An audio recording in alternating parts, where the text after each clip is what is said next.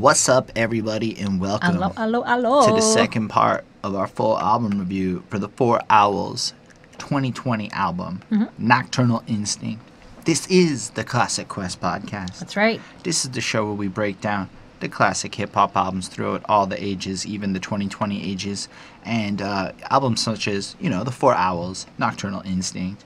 My name is Holden Stephan Roy. I am your lady friend Bonnie. And we are in the second part of the review. So that means we have already done the amazing first 7 tracks of this project, this lyrical miracle. Not to say that in a bad way. This is a miracle of lyrics, level of lyrical miracle. Okay. In my opinion, in terms of flow and how good it sounds to me so far, just to give you a taste of kind of where I'm at with the review. Bonnie's it is that lyrical with a little eye roll. But mostly because the lyrics aren't available. So They're not online, and it's super bars heavy, and they're British, and this and that, and I don't know. It's just, when we do the real bars heavy things, I don't know that Bonnie and I have the same appreciation for effect. For what gets me off on this is the math. I hear these flows, and I see these, I break it down in when you're playing Guitar Hero and Rock Band, and you see the different tracks and the patterns, and never been very good at instruments. This whole visualization of the flows when I hear it, and to me it's art. It's a real adherence to the craft is what we have gotten on the first half of this project. But before we get in, I'm a self-promo for a quick second. I got a song dropping May 13th. DistroKid link is in the description. Please click on it and follow me on my Spotify. I'm in dire need to it. Also, we could use some a little help if you catch my drift. So you can support us up on Patreon. That would be mad dope. Links in the description. Yeah, we are those people now. Anyway, we're going to get on with the whole rest of the album review. Let me give you the thoughts. And yes, full disclaimer, there is a lack of lyrics for most of the album on Genius, and all the songs that had lyrics were in part 1. But your boy, he came through for y'all and transcribed. I mean, it took me, and this is fine. It took me hours, and I have to admit some of the accents were a little challenging. So if I butcher lyrics going through it, super fans, save us the effort next time. Hit up that Genius website. And those of you who can process the full impact of that UK slang and know what all the words are clearly, type them up. And then I promise I'll do better next time. Yeah. But I thank y'all for the 3 tracks that were up. It's real dope. But come on, these guys are lyrical peoples. I can tell you them kids are going to hear this and they're going to need some assistance to appreciate the bars. Because this is not level 1 rap. This is where you kind of have to understand how to pick up a pun and see the brilliance of it real quick on the fly in the midst of multiple bars flying in your face. Almost like the bars are kind of like a weaponry thing, and kind of like how the U.S. uses airstrikes. Ooh. Spent a whole bunch of time talking about R.A. the Rugged Man over his last project because it's mad dope, and you should check out both my review and his project because it's mad dope. Yo, R.A. the Rugged Man dropped album of the decade contender, and we're only in 2020. That's my thoughts on that project. So to see R.A. on this album got me real excited because what can I say? Right now, R.A. is top 5 in my heart. That could change, but right now that's where he's at for me because he's just so interesting as an artist. Again, I'm fickle. So how do you feel about this track? I like it. I like the overall sound of it. I like the just kind of like the flows. And overall it's pretty hype of a song. I at this point I was just so frustrated. I'm I need lyrics. And I just kind of gave up on this one, unfortunately. It has some great bars. Yeah, I mean it's a fun and a hard-hitting track, but I couldn't I just need more to kind of pull it apart. But in terms of the beat and the sound, I liked it a lot. I gave this one a 4.4 on 5. I think it comes in with this hard-hitting, aggressive, boppy beat. You can. I was watching R.A. the Rugged Man talk to Justin Hunt, and shout out Justin Hunt. He talked to me on Twitter for a second, and that's real cool of him. I'm talking DM levels. I'm gonna try and get him on behind that soup. Justin Hunt, if you don't know who he is, he does the All Out show with Rude Jude sometimes, and he does check him out on The Company Man, I believe is his YouTube channel. He's freaking dope and smart. He was talking to R.A. the Rugged Man, and R.A. the Rugged Man was describing his love and desire of hard-hitting mosh pit beats where people's basically beating the snot out of each other in the middle of the show while he's ripping bullet speeds.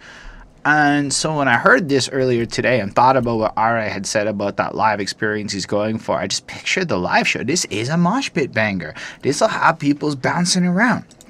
And I like that. I like the energy. It hit me. Like, this song, if I were to say there is one track I would recommend to people off the jump, that I would say this is the track. Cause I'd say the first one. First one is good, but this beat is banging. This beat will raise my heart rate as I elevate to chores in my life. Whereas the first one's gonna vibe, and maybe I'm just trying to work on my health and shit, but stuff that makes me want to bounce around and jump and elevate my heart rate is already a win. So I'm just admitting my biases. Sorry about that, Mr. Computer. But then the bars come in, and like the first, and basically with my transcribing, I started the verses and got lazy in the middle. And occasional other bars, but just the way it starts, it's non-stop, like Fiend to Crack Rock, money that you ain't got. And I'm like, oh shit, cause like, check it, when the fiends buy the crack rock, they ain't got the money no more. So that bar is fresh because it's a non-stop cycle of what happens through drug addiction in the bad situations. Simultaneously, his bars and lyricism is non-stop in comparison to the fiend to the crack rock, and it's effectively giving him money that you ain't got. And I'm like, that's what it is, man. It's this kind of like well-writtenness. I know in the first part of the review, I commented on how the writing might not have been as profound. I was wrong. What I meant to say is it's not necessarily philosophically deep. Okay. It's not hitting me up like the Locke book I'm reading right now, getting me to ponder stuff in the way that some of those other tracks might do it. And they even have tracks that I think approach more of that. But from a quality of writing point of view, and just to retract what I said, I actually think their pun game is stellar. And yeah. Anyway, trying to get to the sunny place for the new spot. Again, following through, but also kind of like tying into that journey of their like quest that's going through. So like they have to keep coming and doing this, that we've seen as like, because there's like an overarching desire on this album for them both to achieve the legendary status that I believe they now deserve. I mean, I didn't believe it 2 weeks ago, but I believe it today. And simultaneously like their quest, but also like in that core sense of growing as a person and bringing your best effort is really cool. Anyway, change your face like a new op, do a doogie or a new bop. All your fans love you till you went pop. We hip hop like head spins. That's amazing to me. Cool. So effectively, it's like, yo, you built up your core fan base, you sold out, went to the label, flipped up your core sound, and I would say Joyner Lucas is the literally perfect Logic 2. Two men I am not a big fan of in this industry today, and I think they're so overhyped and do not have the talent that a lot of their fans... Talent is not the right word. Vision. Artistic vision. They have a lot of lyrical miracle in the negative sense talent. And so... to me, they sound like some Doogie New Bopping, fucking, like, dancey... MGK's another one that's verging on sellout. Like, these people that just... they care more about the fame than the craft, I guess is what it felt to me. Right. And then, so the hip-hop heads can't stand that shit. Fair enough.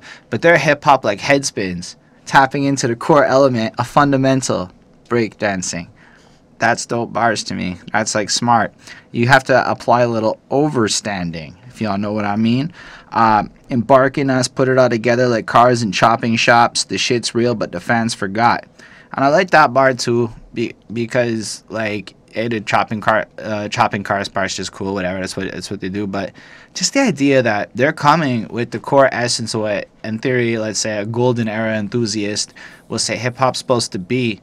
But even those older hater fans would never admit that the Four Owls dropped the album they've been craving for in 2020 because it came out in 2020. They just, even though they've got a Wu guy on it, even though they got RA on it, even though, you know, like, doesn't matter. Cool G raps on it, none of that would be good enough for a hater in 2020.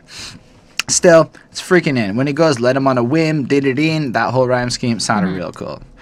Second dudes are like, ride pressure, never coattails, I don't need it. Many egos frail and spark, I won't feed him. Never stop moving, forgot we were human. Tricks of the trade, cards to the game. Body in the front, business in the back. And I'm trying to sit around, listen for the bad news. Check the momentum we gain, it's powerful. Kings in the game.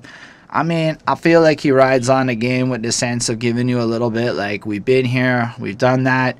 I'll be honest, I wasn't necessarily struck with the philosophical impact of the bars here. On the other hand, the way he spits it and the deviation, right? Because like I said on the last one, every one of their flows is like fresh, as in you haven't heard that flow yet on this album. So you're kind of feeling that invigoration. Plus the fact that there's 4 of them on each track minimum, it like really gets away with a versatility and freshness. I like the next verse though. Born like a virus, drunk but still the pilot. Words touch screws like a stylus. Kill 'em all with the run.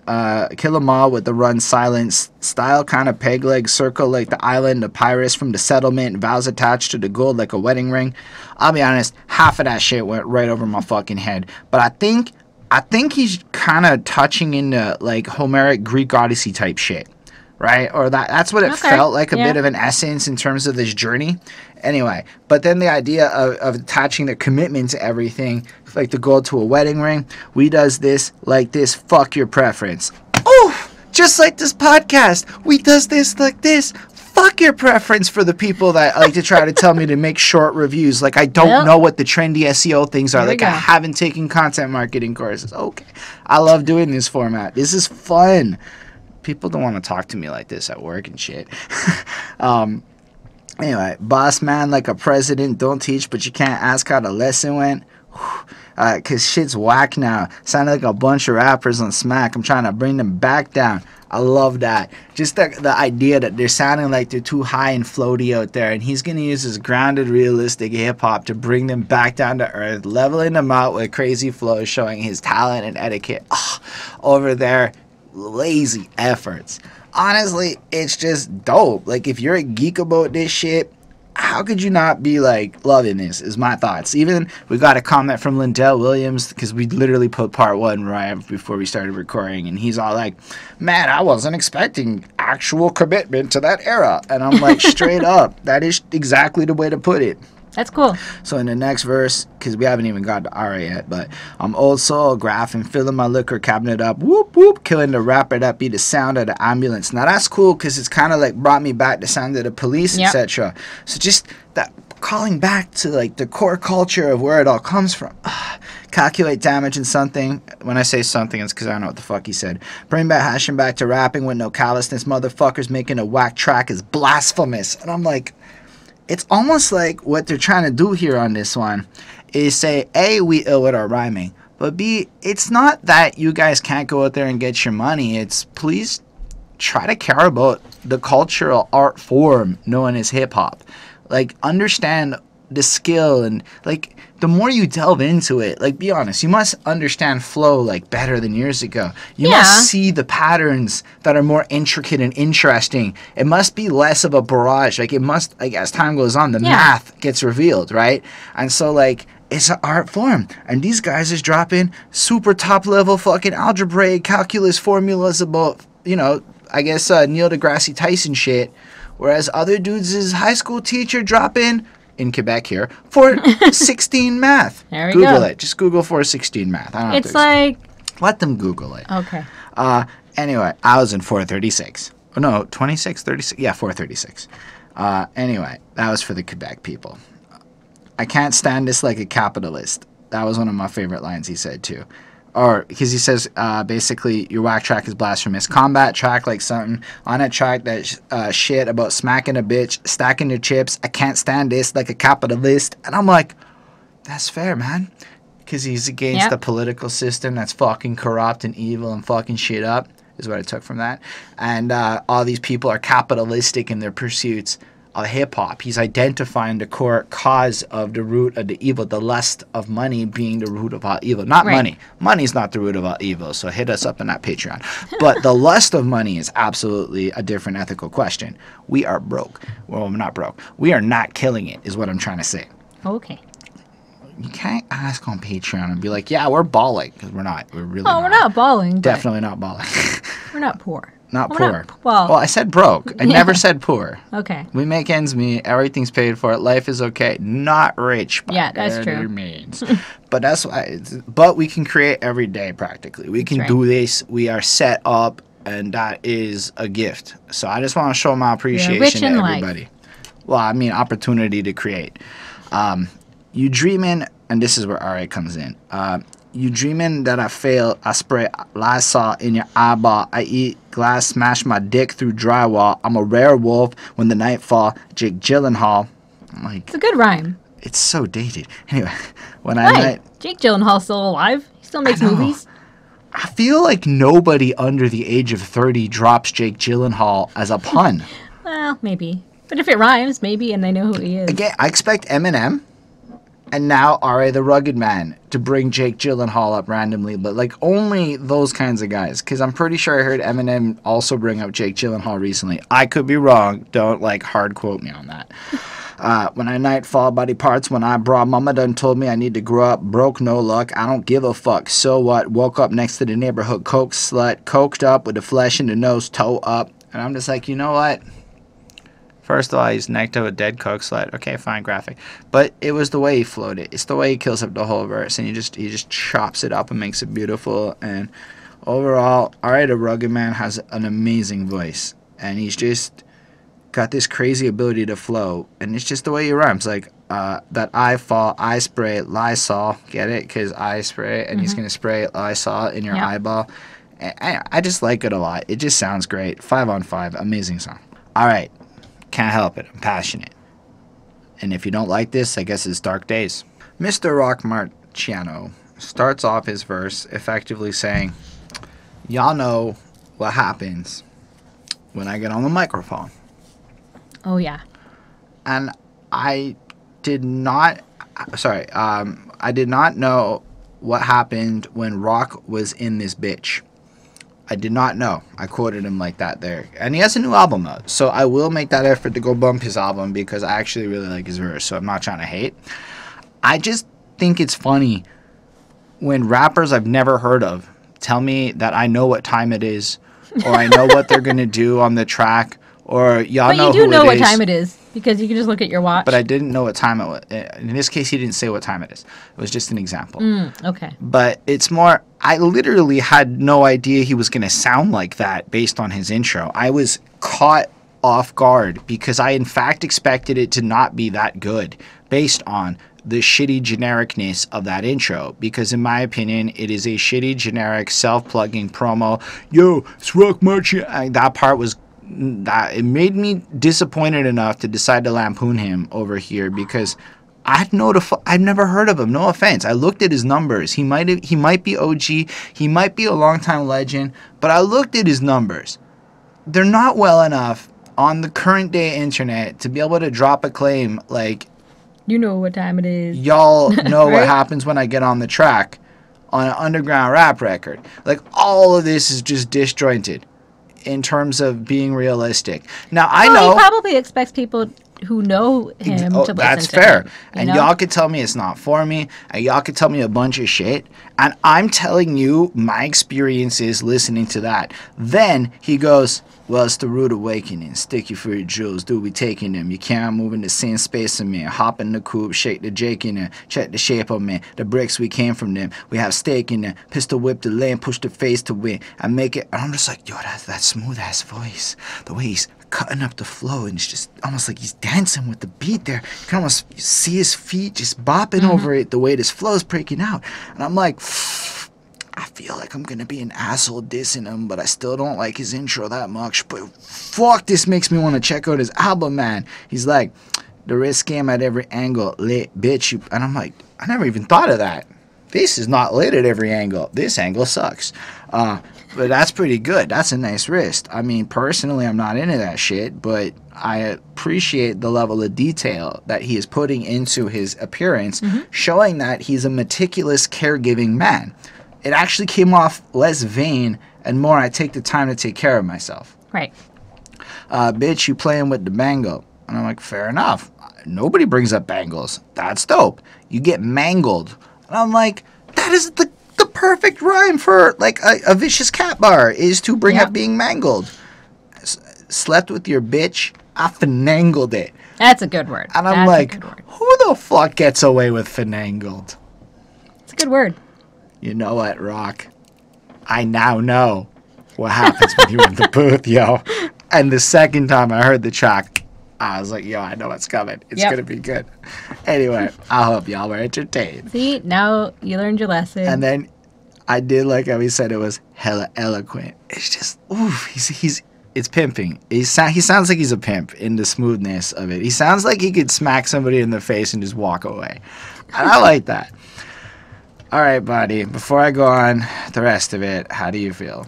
Well, I definitely agree with you. I think that Rock Marciano has a very nice voice. I really liked his rhymes. I like all of the rhymes on this one. This one is a kind of more slower, kind of more dark and gritty kind of sounding. So it's a little bit more like, it's a little bit less like hype, but it's still like hype in like the sense that it's hype in like how dark it is. I definitely liked one of the lyrics that I caught was strapped like lesbian sex. I thought that was great because he put a strap on when you have lesbian sex, I guess. Anyways, I thought it was another good song, so I gave it a 4.3 on 5. Perfect. So back to what I was saying. Now we get into the 4 hours. Look, I just know that sometimes I can talk a lot, and then one time recently I forgot about Bonnie, and then I have to be there off camera. Raps off in broke swordsman, carve a beat into every MIC just to beat boredom. My words forming into monsters to harm you when you sleep and eat all the sheep you counting free falling. It's just the like nimbleness of flipping the rhyme like that to go from raps off and broke swordsman to and eat all the sheep and kind of just have both those rhyme screens. But then he brings it on back to that first thing with the free falling. So it's not like the craziest trick in the book, but he does it so smoothly. And playing up on the sleep bars like that, just that he's gonna fuck you up and essentially come in like his Nightmare on Elm Street and fuck you up. Like it's real good. I don't know what else to say about it except that it's real good. I did like when he said piss the bed like this shit's a dream but you not sleeping. I'm like, whew, that's pretty harsh, right? Like just sometimes people say shit that's just so blunt and in your face that you're like, I actually don't want to fuck with that person. That sounds scary and not fun. Yep. Anyway, it's hard to earn like Google imprints. And I said, wait a second. Is that what he did? Because this may not be Bonnie's interest, but imprints are effectively impressions, and it's how often shit gets seen. If I'm not mistaken, I might be off on imprints, but effectively we're talking about analytics line than gaining numbers here. Punchlines are never sticking like you're stuck in a dream. This is eloquence. Two of them said eloquent on the same track, but still, it's a great word. Like adverters, I'm here to sell you sense. And I'm like, that motherfucker just kind of made an AdSense bar after tying in some Google shit. Holy fuck, I'm geeking here. When do we get to talk about Google Analytics on this podcast? Not but also too in often. A fucking hard hitting song? This is amazing. This might be a bar of the album. I'm throwing it out there. Kind of like something too intense, like a festival riding on a Sunday. You pulling up in front like it's standing on a runway. Kids should never play with this like gunplay. Also really like that bar. Like, we are adult, we are fucking hard hitting, and also don't let your kids play with guns. It was 1K, now it's more than 3,000, like an Andre. And I'm like, that's cute. Another reference line. These guys is humble. I like that one a lot. No expression that you can't see my face, kid. This is the next dude. Weightless in the void, feeling poised for you. Take it back to basics like a one-cell amoeba. And I'm like, oh, are we getting evolutionary biology bars? Are we getting genetics in here? Oh, yep. And effectively, that is the basics of like life forms and shit. So he drops science on you motherfuckers. Enjoy it. All over you. I'm enigmatic in the way I get my paper. Yeah, he just said amoeba. And he said it right. When I see ya, always on the grind is my second nature. When I rhyme, my spirit shines. I serenade ya. And I'm like, man, these guys is oozing passionate talent. I bet they could they're the kinds of guys that like, and I'm trying to be this guy at home until I get yelled at to shut up, who just walk around spitting and freestyling all the time. Yep. I get yelled at to shut up a lot. Okay. No, not a lot. Occasionally. I try not to do it a lot so I don't get yelled at a lot. The new suit match your coffee. Your style's dead. I'm like, oh, I think he just basically said all the fashion-focused, no-talent rappers are done because they're effectively got this outdated style in terms of their... Woo! Because their style also in terms of their sonic choices.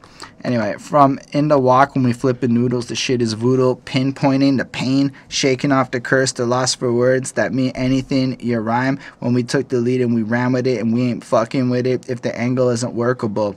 Effectively, y'all are lame and we don't fuck with lame. So the beat's also great. I thought the song's real cool. 4.5 on 5. All right, we've had some chest bangy shit. Why don't we get back onto that dad shit? It's time to let go. All right, Bonnie. Why don't you be the opposite of what the breaks do and go? Oh, okay. Yeah, I mean, I really liked this song. It's I like the intro. I like how it ends. And so they're talking about just kind of letting things go that will hold you down. I don't know. It's pretty cool. It's I like the beats on this one as well. It's like cool and it kind of sounds old school. Like there's something about it that like it makes it sound a little bit more like underground, like that kind of feeling. And it's kind of like a somber song because they're all kind of talking about the kind of the bad things that they've gone through and kind of how important it is to be like a wise owl and leave the past in the past and just to kind of let things go and not to like hold on to things, like anger we can often hold on to and guilt we can hang on to and hate and things like that. And sometimes you just need to let all of that go so that you're not like, weighed down by like, any burdens or any stresses or any, anything else. So it's, it feels meaningful in like that sense, they're all just kind of like realizing, these were things that were in my life that I went through that, I was clinging to, and I just need to let that be in the past and move on with that. And I really liked it. And I liked the last line, like you mentioned, the opposite of what the breaks do, let go. And so I think that that's kind of cool because you never want your breaks to let go because that's kind of scary. But you do want to let go. And sometimes like that's when you're the freest, right? So I think it's a good message. I gave this one a 4.5 on 5. Yeah, and I think it's consistent in the sense that while they each bring their own perspective on the core message, being to let go and move on, they take a different angle in a sequential way that almost builds a bigger argument so that it's not just one guy's perspective. The collective four guys like build a case, almost like a team of barristers. I believe that might be the right term for these. Lawyers, barristers. Anyway, do y'all ever do you guys just still do the white wig shit up in the UK? I think they have to. That's hilarious. Anyway, I started watching Rake over on Netflix, and he wears the white wigs in modern times, and I think it's funny and stupid. I remember Rumpole, if anybody remembers that. Maybe. I think he was a judge. But anyway, so like the first verse starts off like, listen, yo, it could be love, could be drugs, could be broken trust, could be all the above. So I just love that, like, yo, these are all kinds of shits that cause you pain in your life. These are all just different angles of ways that can cause harm and shit that you might need to let go. Ain't calling your bluff. Enough is something is tough to let go. Because love still mess you up. Make you go back and forth like a metronome does, but until you break a saddle, you be stuck in a rut like a man who hold a grudge and got attacked by something.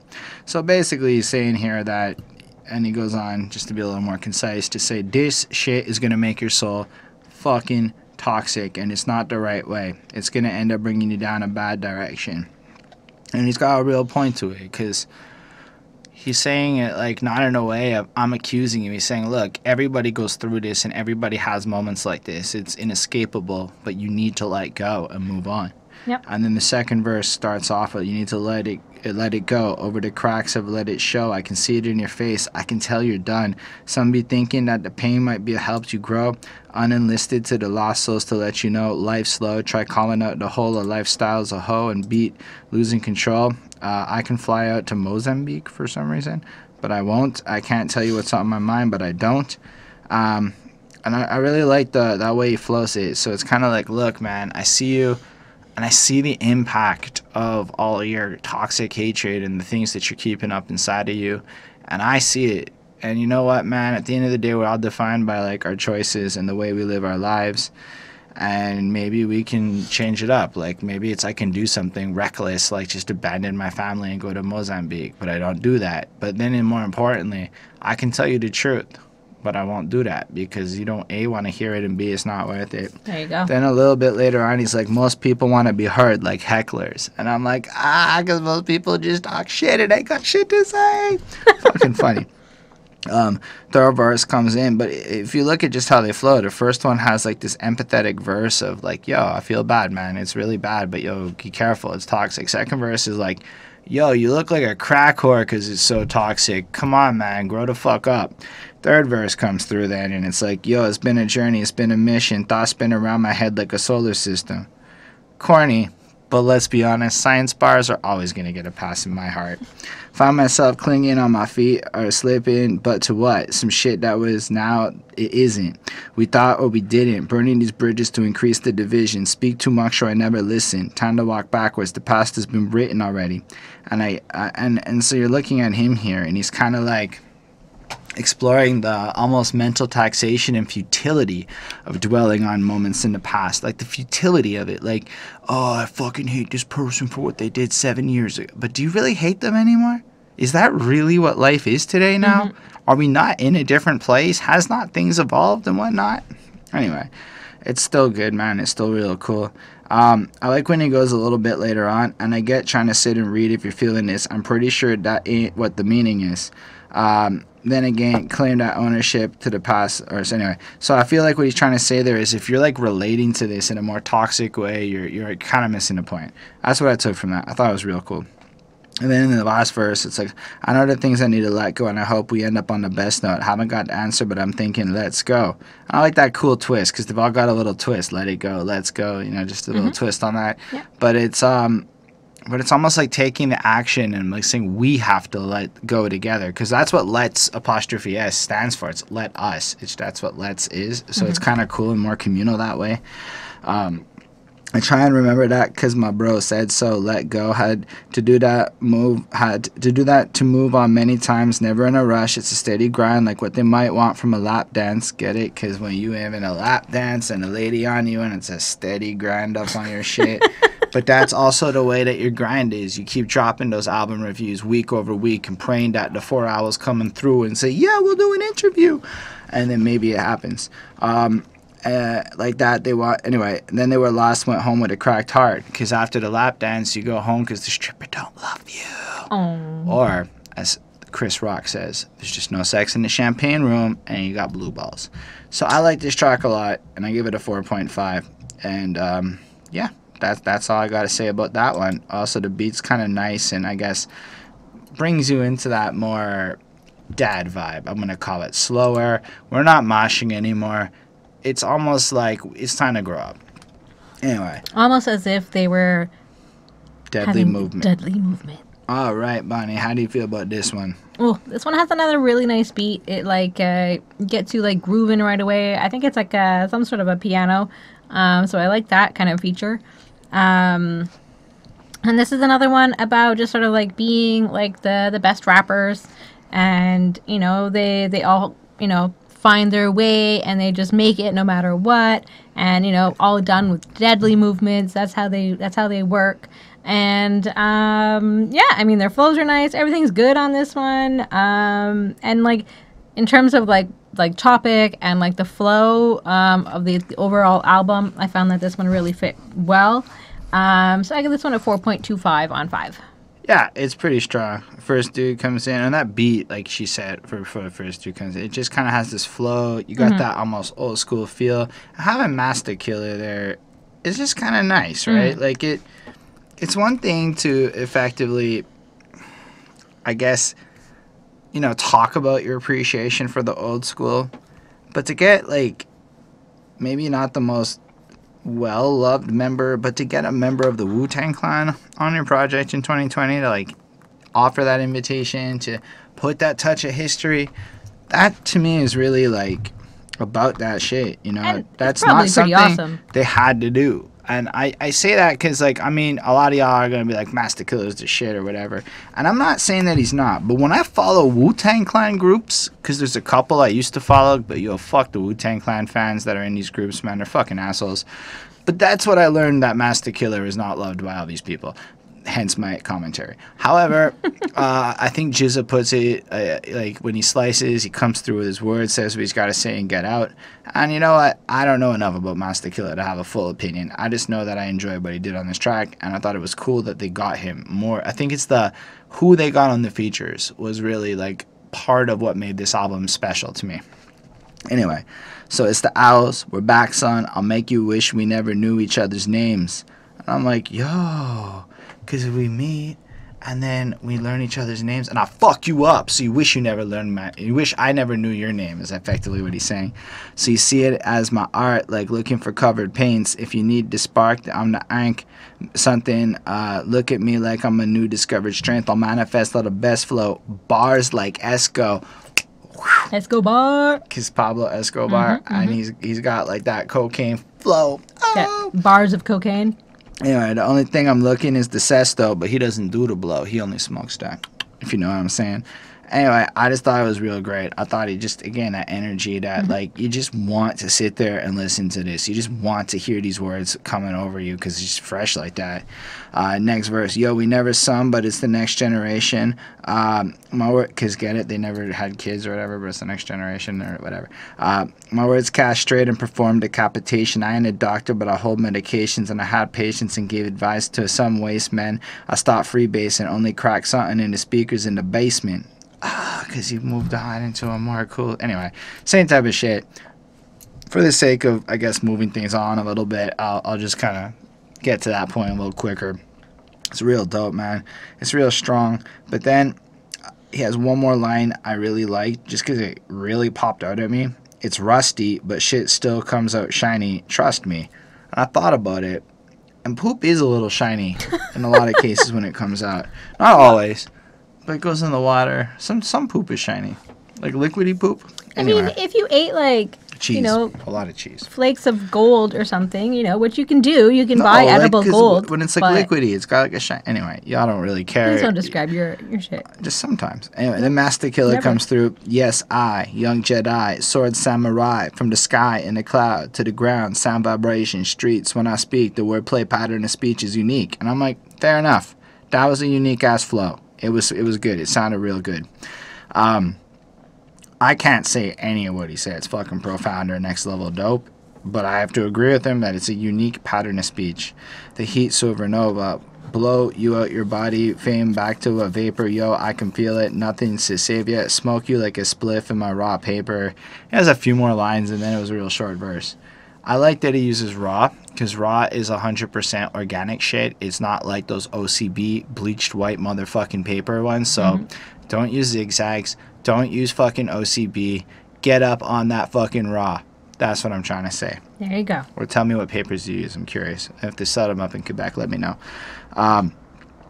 Then one of the coolest bars, the Bad Omen. They're looking like Damien. And I'm like, the Omen? Damien? They DMX tracks. Oh!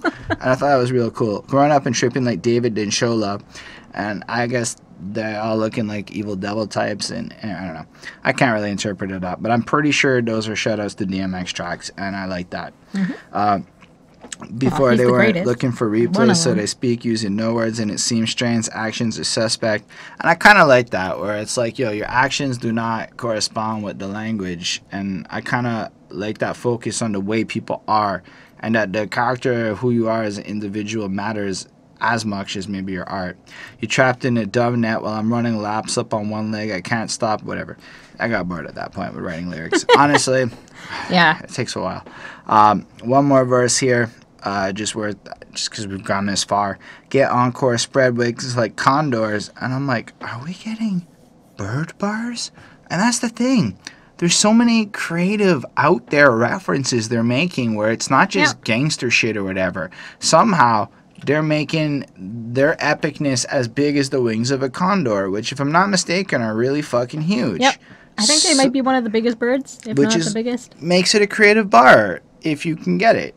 Never cut corners, I outline and contour. Oh, because contour is all about the curves and the angles, and cutting corners wouldn't be about contouring.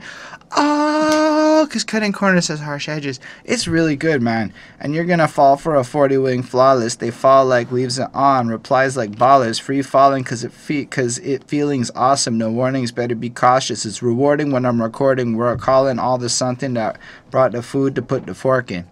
I just got dissented and fucking grinding and winning on this song, and it just has some great bars. I did give it a 4.35 because there's something a little bit less fun about the beat or whatever. I can't remember, honestly. I gave it a 4.35 because that's what my fucking file says, and that version of me knew why.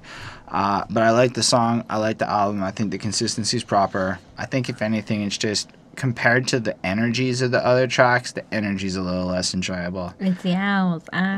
Anyway, next up, we can talk about how the owls give us some lessons. Oh, okay.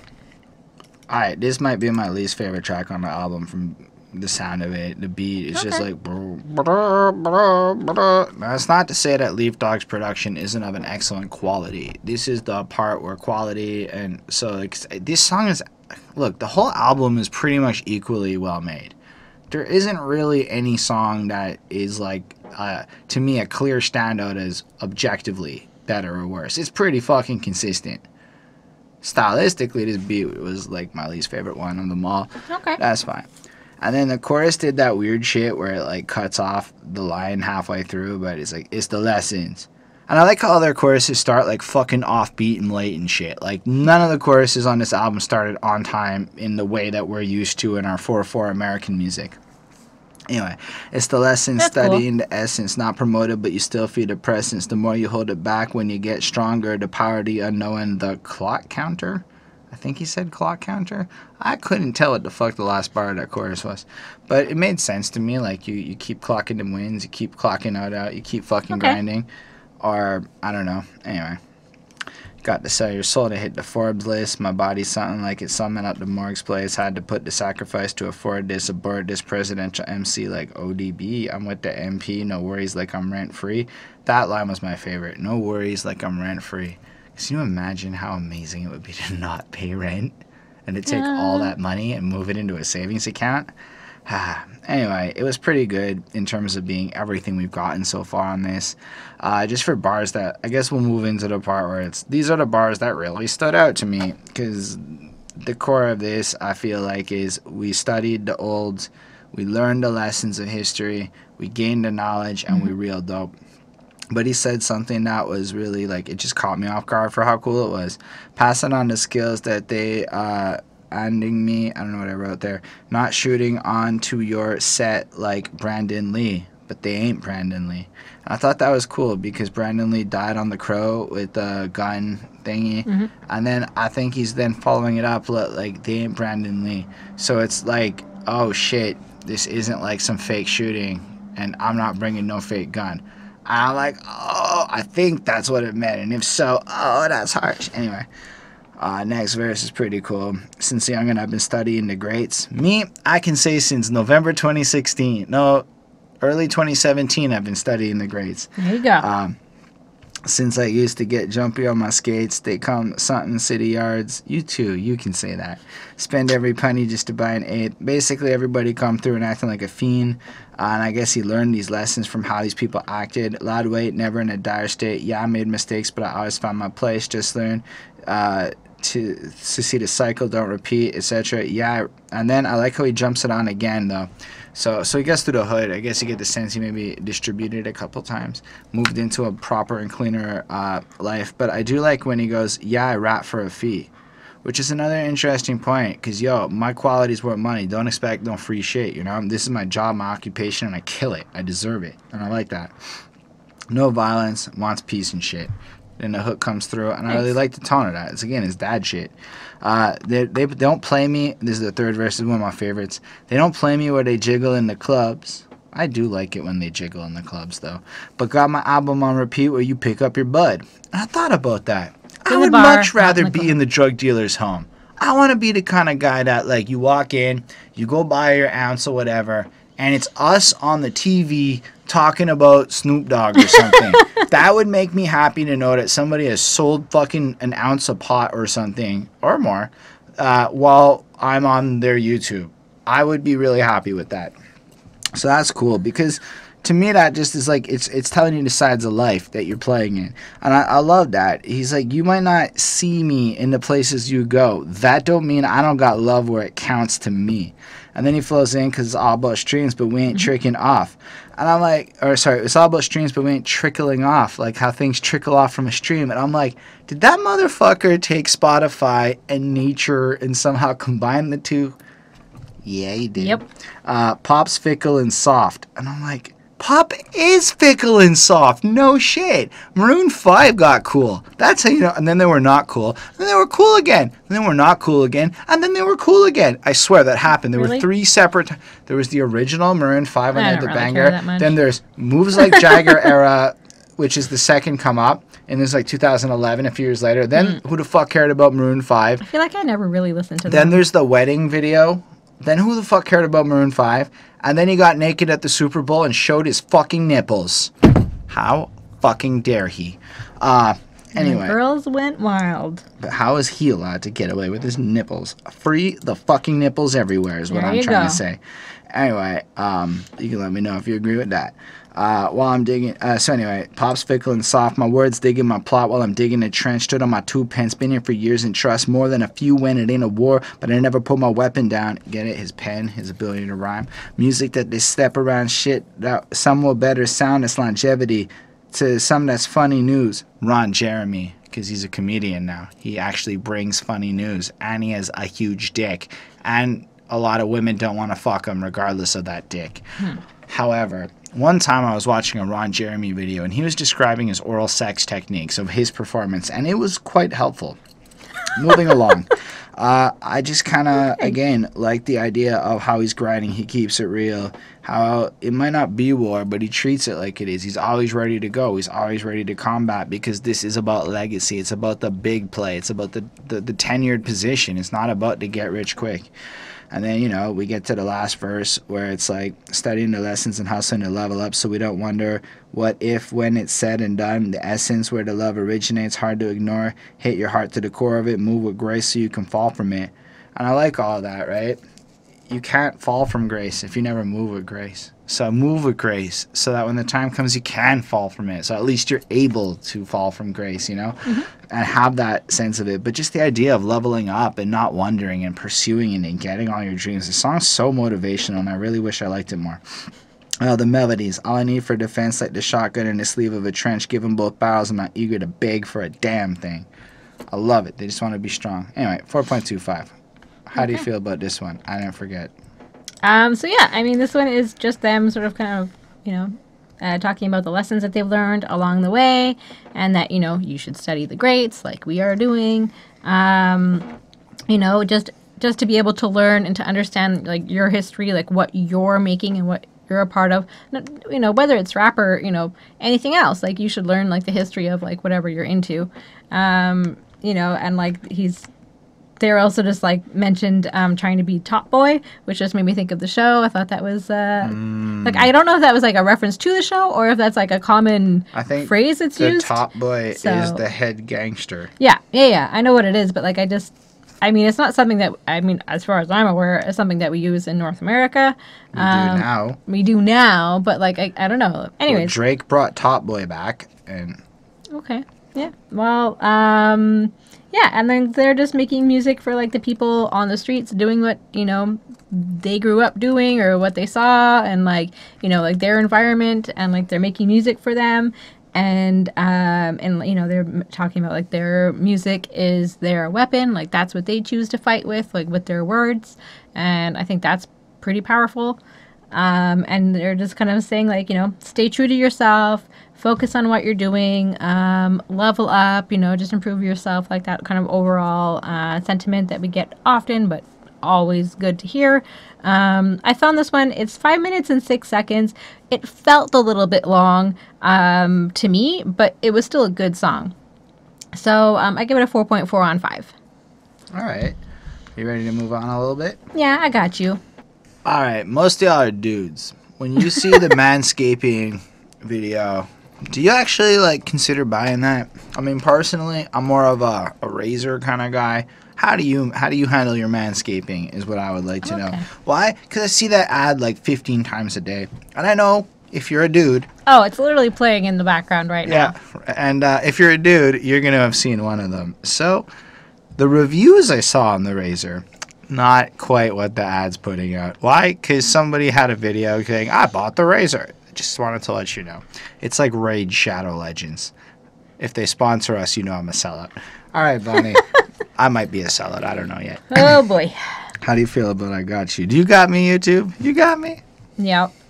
So, like, this one, they were talking about just, like, trying to, like, free their mind. You know, like, they're seeing, like, kind of, like, the brainwashing that's happening in society. And, you know, like, the mainstream media and information that is consumed by people, and how it's important to not necessarily trust everybody, but to, you know, try to find your own answers, try to find your own truth, try to figure out what makes sense most to you, use logic, think about things, you know, try to figure out why certain things are happening, what's, you know, maybe the other side of the story, just kind of like that kind of thing. You know, and basically they just want the truth, you know, in life and in society, and they want, I'm guessing probably, you know, just overall for everything, right? And like they're also talking about the fact that they made it and you didn't, and they can say these kinds of things, and like they know what, you know, what worked and what didn't and what they went through. And yeah, and it's okay. I found it to be a little bit more of like a somber kind of sounding one, that they've kind of been through it, but they, you know, and they're kind of saying like, I got you, like, you know, even though that they went through things, they're there for each other. So I give this one a 4 on 5. I think it's also that they're there for like us, and part of that has been the core messaging of attitude that they delivered throughout the whole album. I don't know what you heard. So I heard, like, you know, in the sense of this, they do want that desire to be free, but to be free from the negative and toxicity of life, right? Yep. At a more personal level.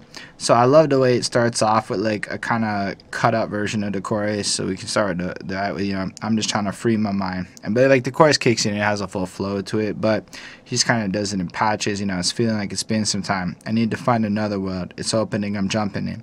So almost finds like he's trapped. He just wants to get high and escape and, you know, get out. Or maybe it's that everything's so fucked up and he just wants to feel normal on a nice beach someday, you know? Anyway, the first verse kicks in proper, though, and he just kind of flows in from that. Lost within an echo chamber, deep within the next dimension. I'm in the pathways of your thoughts that I forget to mention. The twisted realism they've been feeding people with a drip to keep them twisted.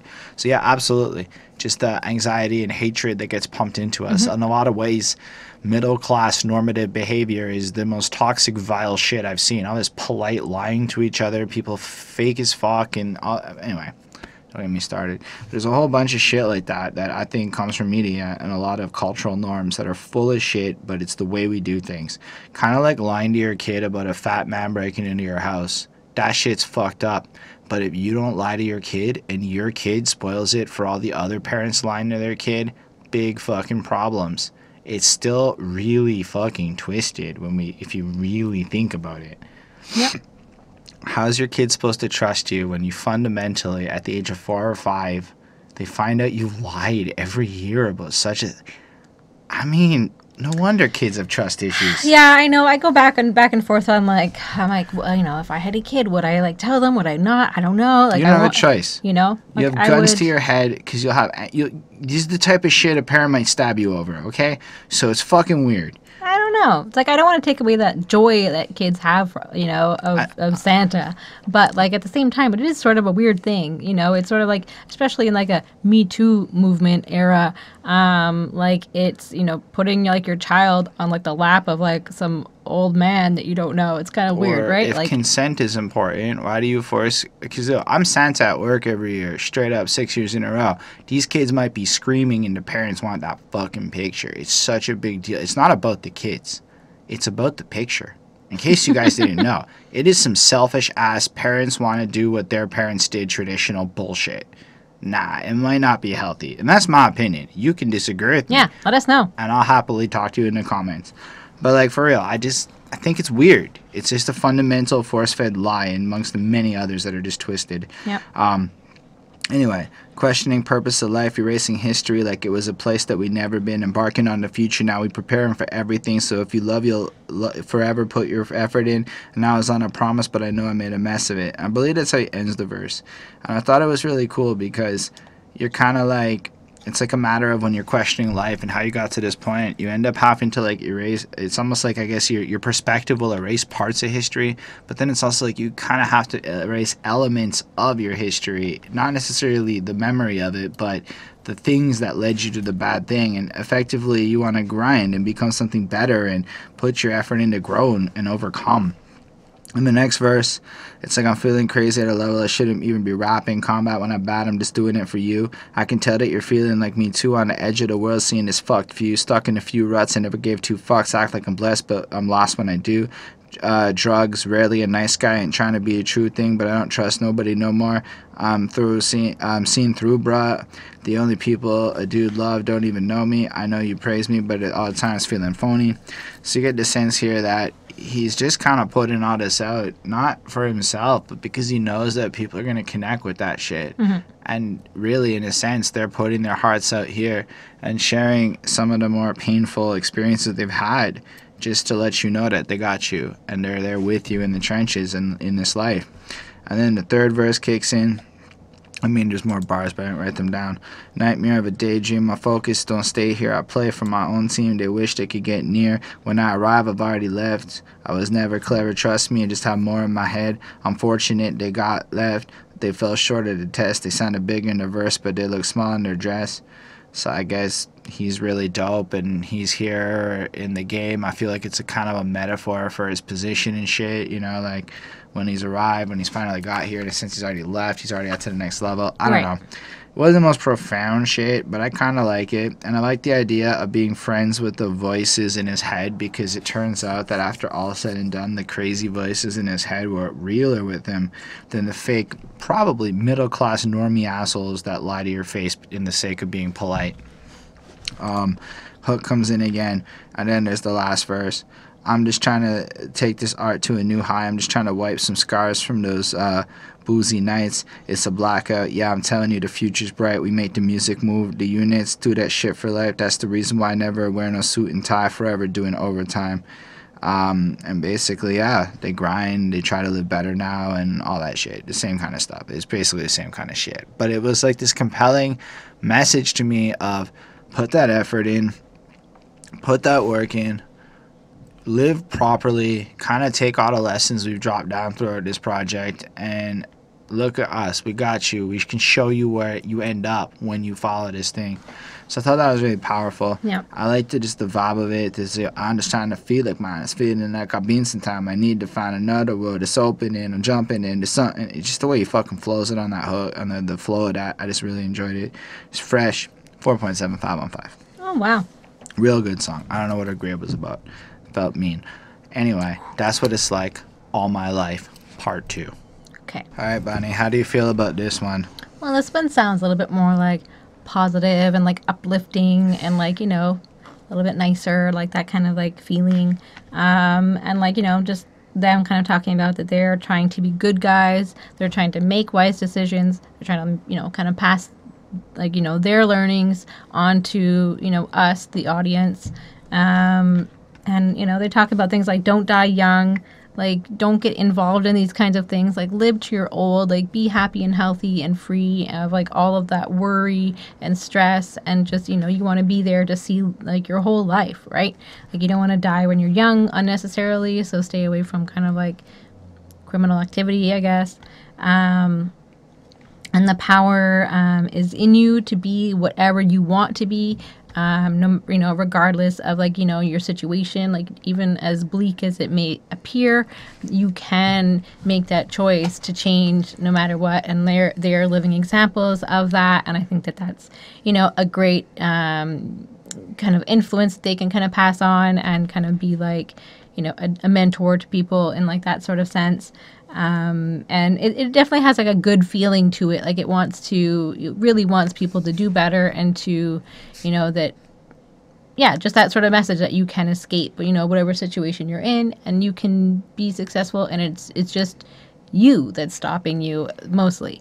And and they talk about like, drugs ruled everything around them, and like they were able to get away from that, and like that was, a situation that they were living in, and and they're like the success story of that, and that's always a positive thing to hear. So, I mean, it's a good song with a nice message and, kind of like an important closing song. I like this one. So I give this one a 4.35 on 5. I'll give it to it. It does sound a lot like a closing song. The finality and I guess, the more old school feeling beat. Yep. I was not as into the beat. It like kind a conclusion. Felt churchy, really like slow and dreary. I don't know. It wasn't my favorite. It's part 2, so I assume I didn't even listen to part 1. I'll have to check that out. I don't even know what the tie-in would be, but it's fine. I don't know that there's a whole lot new here, but it does have that more conclusive feel. Like with every rhyme, I'm celebrating my existence, immortalize my life with the line I write, with the independence. I am fighting, yeah, I'm vibing with survival instincts, talking something, and I got an inkling about to take a bite like I'm mingling. Get it? Because when you go to a social function, you would take a little bite of an hors d'oeuvre like you're mingling. Fucking fire. It's the same kind of shit, trying to be better, limiting the poisons in the system, being smarter and wiser, and avoiding the bad shit that happened in the past, Second verse is a little more like, sleeping with Raw, watching TV through the crack door, trying to sell a new drawer. Fuck it, I'll get me some more, caught in that lifestyle, etc. And then, moved on. Life got a little bit better. There's a pause in the middle of the beat, which I thought was, like, really cool. The chorus is fine. Are we living to die or dying to live? I see them trying to fit, but they're riding adrift. Captain of a ship, or am I just hitching a lift? Position is fixed, here to do more than exist. I thought that was cool, because it's like after you take this whole situation of life, it's almost like the whole album and everything. It's like the main conclusion and takeaway is life is what you make it. I mean, that's basically it. And if I think about a lot of things, I'm on that tip, man. I basically wrote an album. That's life is what you make it. It's kind of what I was going for. So I really like the fact that this is the energy they're putting out into the world. So much time wasted. They inspire hatred. Rat race, rat, see you die greatest. Hope to make it till you get there and find empty spaces, changing faces. But the truth, it was always basic. Fuck everyone, relax and find your own rhythm. Something, if they don't help it, then go different. So I think here he's commentating on how people basically suck dick and bend over backwards to be nonconformists who conform. Meaning everyone just kind of dresses fancy and does all the same shit in their efforts to be independent. They all go ahead and do whatever trend hoppy shit, whatever, all on this sense, but what they really don't go out of their way to do is to defy what the trends are, to go out there and make things they find substantial within themselves. Is kind of like what I took from that. And to the point where it's like when everyone's playing it up on socials and killing their careers and shit, it's not really legacy building. It's not really that long-term stuff that they appear to be after. And so I kind of dislike that. Like, we do live in a world where if you stick to your own grain and you are willing to put in 7 to 10 years of effort, you'll have a career you can quit your job over. I don't know what it'll be, but you can quit your job over it. And then the last verse I thought was cool. So watch what you advertising still. Just like that. Like, careful about what you put out into the world. I got an interesting Facebook comment from somebody recently. I've been talking, just random ad, whatever. And he's like, you know what I like about you? You're consistently on brand with your Facebook post, and you're always putting out the same kind of message. And I like that. So just careful what you advertise, because if you think your private Facebook's a private thing, you don't understand the internet. It's all your CV. Treat everything like it's your CV. I say fuck on my CV if I could. I'm not afraid of that shit. Back to write the will and testament for the life that I invested in. This so limitless is what the progression is. I'm peppering your thoughts, make it fresher than peppermint. Okay, it's the same shit. Everybody's winning. Sorry, my energy is like clearly not in the same level of passion, but the whole album has just been excellent bars. I don't know how else to describe it. I felt the beat was kind of like comparatively, but still, like I said the last time, it's all extremely well produced. It all comes in and does exactly like what it is for this project, and it really does give you that sense of closure. So I give it a 4.35 on 5 for the song. And if we want to just move into the album, I'm gonna flat out call this a classic. What I mean is, in 10 years, you put this on, it's still gonna work. There's no datedness. Yeah. What's dated in this? Nothing. We didn't even make references for the most part. Except raw papers. Maybe people don't smoke weed with raw in 10 years. Pfft, bullshit. Of course they will. But like for the most part, it's pretty timeless. It's just a bunch of shit that sounds great based on common literary references. Guess what? And like their personal experiences and like stories and things like that. And facts. Concords are going to have big wings in a decade. That's not going to get dated. That's just going to sound fresh forever. Or like when they bring up history or science bars. I don't know. I thought Smart. like back to basics, like a one-cell amoeba. I'm like, yo, forever that's going to be a good bar. Anyway, I just thought it was really cool. I just thought it was really solid. There's a timelessness to the way those beats were made, where it taps into raw musicality. We're not talking about your preference. We're talking about, like, if we threw this, I can't tell you when this came out. I mean, I can because Spotify says so. Like 2 but weeks if you ago. just, like, threw it out, I would not believe you necessarily that this was as new as it is. Especially with the features. It's all of it. Yeah. It's like a time capsule in 2020, but also has the production value of 2020. True. That's actually really good. But at the end of the day, I think if you heard this in a decade, it'll fit. It'll still be classic hip-hop sounding. And that's kind of like The Darkness or a lot of these other bands that brought back classic rock and just really tried to bring that spirit and energy back to life. Yeah. And I believe The Darkness really held firm to what they were, whether or not you liked them. Because I believe in a thing called love. Anyway, great album. You should check it out if you're a head that wants bars for days, like a Locksmith fan or something. And it's like, it's fun, so why not? You know, one time, put it on, see what happens. Not one time. Put it on Just multiple times. see. We gotta start them off, you know? All right. So yeah, I gave it a 4.05 on 5, which I feel like my math is off, but hey, I was in 416 math, so 81%, but I feel like I gave it a higher grade than that. But yeah, I mean, it's cool. It's a classic. It you know, for like a new album, it's already a classic, so they can just sit back and relax now. They've made it into the Classic Quest Club. So yeah. I mean, it was cool. It was fun. I love that they're owls. I'm a big bird watcher, and yeah, I'm a weirdo like that. But I guess that's it. Just be careful if you ever date a girl that says she likes birds. You don't know what you're getting into when you hear, Holden, there's a pigeon eyeballing our balcony. Yeah, you don't want pigeons on your balcony. No. All the other She birds. just gave me the shut the fuck up look, everyone. No. Blue jays, cardinals, sparrows, bring them my way. But pigeons, I don't know. They're like rats with wings, right? So. You're a Canadian goose. Okay, moving on. Okay, yeah. So yeah, that's it. That's all I have to say about that. It's a great album. So thank y'all for being with us. Let us know what birds are in your neighborhood. Do you also put out food? Do you have to deal with the fact that squirrels also compete for the attention of the peanuts on the balcony with the blue jays, to the point where the squirrel jumps on your screen, and if you leave the window open... But like I put them out, the blue jay comes right then, and then like and you the come squirrel's over like, and you find a person sticking her hand out trying to get the squirrel to take the peanut from her hand, which he's now stopped because the squirrel might run in. Nothing to do with the review. But they're the 4 owls, and when I think about the 4 owls, I think about my balcony and all of this drama. It is the most drama in my life is animals on my balcony. I'd say I'm in a pretty great place on that front. But yeah, check it out if you're ahead. I'm not going to lie. If you were casual, it's going to be a tough one. But it's great. You should listen to it. But I could see how you might have trouble really listening to 14 tracks of this in a row and loving it. You'd get like bored halfway through. Like I could see no disrespect to Chris Chrome, but I could see how by like track 10 he'd be like, I'm fucking done with this project, just because it's a lot of the same. Yeah. Okay. And that's what I was trying to just convey with that. Anyway, thank y'all again. Feel free to subscribe if you want more reviews, because we're just gonna keep doing it. I like it. She likes it. Chris Chrome likes it. And not like over 2,000 people like it, so that's real cool.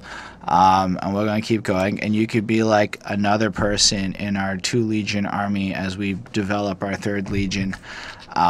You could like the video because seriously that helps like a lot. You could also leave a comment and we can chit chat and you can tell us about birds, or you know, birds if you catch my drift. What? Because birds is cocaine, no? Anyway, I don't know. I guess, sorry, cocaine is not the light drugs YouTube said we can talk about in the new ads games. Either way, special thanks to the patrons: Ismail Gadamsi, Chris Prado, Jonathan Barnes, DJ Black Hurricane, Linda Williams, Scribble. I got confused. Sorry. Thank y'all. They're amazing peoples. They support what we do. Ismail, in fact, used his Patreon powers to force us to do this album review. I say force us. I like it. But that's kind of a perk. So for those of you who like our comment section as a request pool, a lot of requests up in there. Patreon's your best friend there. Otherwise, yeah, it'll help. And we got dreams and aspirations. And I got a new album coming, of which the first single's dropping next week on Wednesday, May 13th. Over here at Behind That Suit, you'll see a music video come out in the evening time. Why? Because that's what's up. Anyway, you can catch that, and I would love to hear your feedback on it. In the meantime, there's a distro kit in the description of this video, and if you want to hit that and pre-follow the song, it would be dope. Also, if you want to follow me on Spotify, it would be dope. And I like y'all. But really and truly, like this owl says, live long and prosper, everyone. Peace, guys.